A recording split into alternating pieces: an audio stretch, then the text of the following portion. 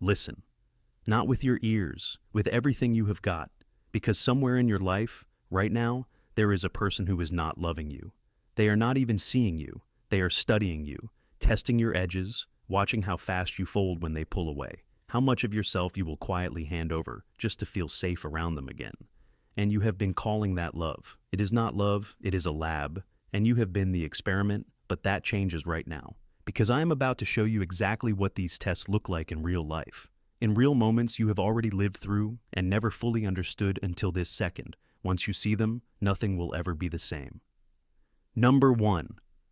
The waiting game. They are late, and they are not sorry about it. This has nothing to do with traffic, nothing to do with forgetting. This is a decision, a quiet, deliberate decision to make you wait and see exactly what you do while waiting. Are you flooding their phone with messages, pacing around, spiraling with worry? Or are you sitting still, unbothered, living your life like your time actually belongs to you? That answer tells them everything, more than any conversation ever could. And here is the part that will make your stomach drop.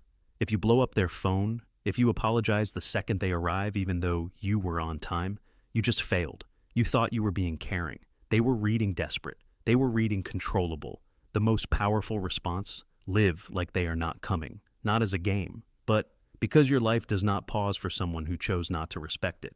When they arrive and find you unbothered, something cracks in the test. And they came looking for a reaction and found nothing to hold. That is power, and they will feel it before you say a single word. Number 2. The broken promise. Small lies are not mistakes. They are practice runs dressed up as forgetfulness. They said they would call, no call. They said they would show up.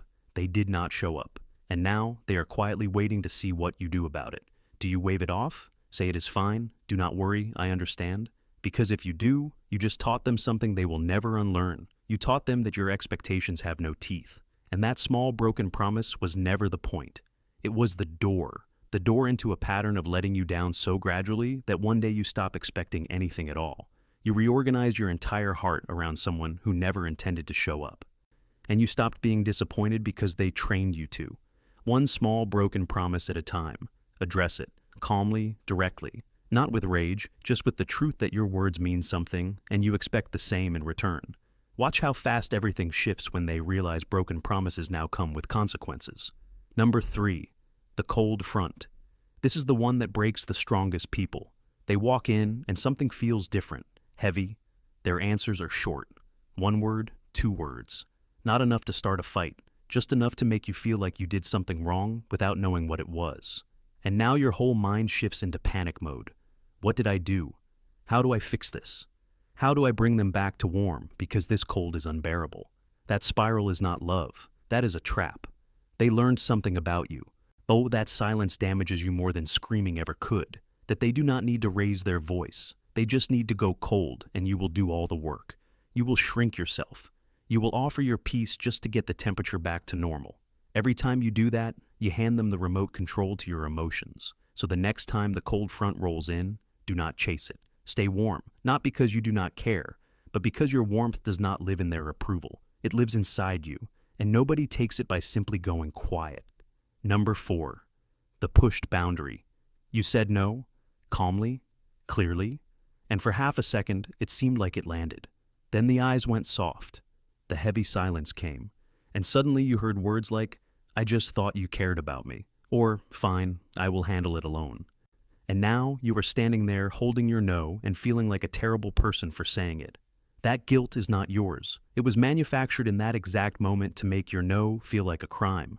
And if you take it back, if you say just this once, you taught them something that will haunt everything going forward. That your no is not a wall, it is a door. And all they need to do is look sad long enough for it to swing open. A boundary that moves when someone cries is not a boundary. It is a suggestion. Hold it. Let the guilt pass through you like weather. What is left after it clears tells you exactly who that person really is. Number 5. The invisible cut. This one leaves no evidence. A quick comment, a little joke, a tiny remark wrapped in a smile so that if you react, you are the problem. Too sensitive. Cannot take a joke. Is you need to relax, but you felt it. Something landed that had no business landing on you. Most people swallow it, laugh it off, because the last thing they want is to cause a scene. And that quiet choice is the most expensive one you will make.